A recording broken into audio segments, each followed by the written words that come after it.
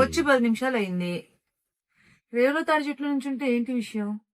కథ చెప్తావా లేదా? చెప్తాను.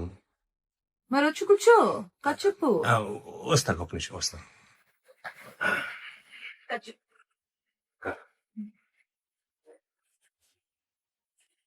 ఏమైంది? ఈ కథ రాసినప్పుడు కొంచెం ఇబ్బంది.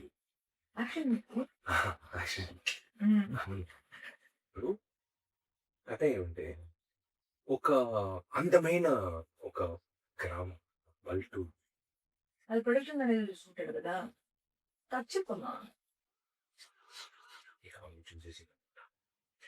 ఒక అందమైన గ్రామంలో ఒక అందమైన అమ్మాయి. అది నేనే కదా. అవును. తెలుసు. పైన ఒక అందమైన గ్రామంలో ఒక అందమైన అమ్మాయి ఒక గ్యాంగ్స్టర్ అని ప్రేమిస్తున్నాడు. ఒక లవ్ స్టోరీ, భయంకరమైన లవ్ స్టోరీ. అదే అదే ఇద్దరు లవ్ స్టార్ట్ చేసి లవ్ ఫ్లో అవుతుంది, లవ్ వెళ్తుంది.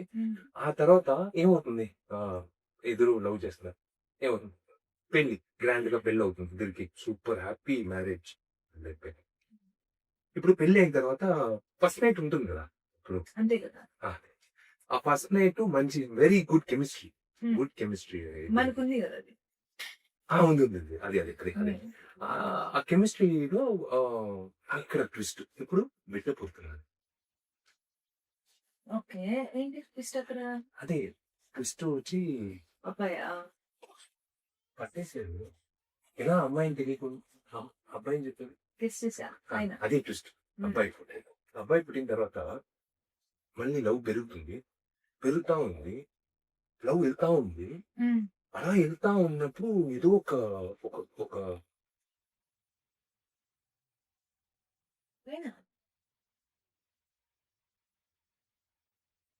ఉందండి, కథ ఉంది కదా. ఉంది.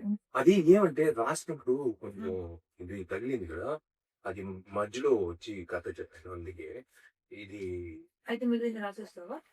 ఉంది కథ ఉంది. నేను డాక్టర్కి వెళ్ళేసి అలాగే రాసేసి వచ్చేస్తాను.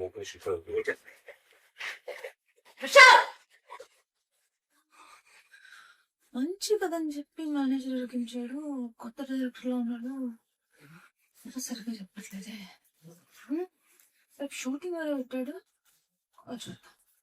హలో, ఏంటబ్బా ఆయన కథే చెప్పట్లేదు అసలు.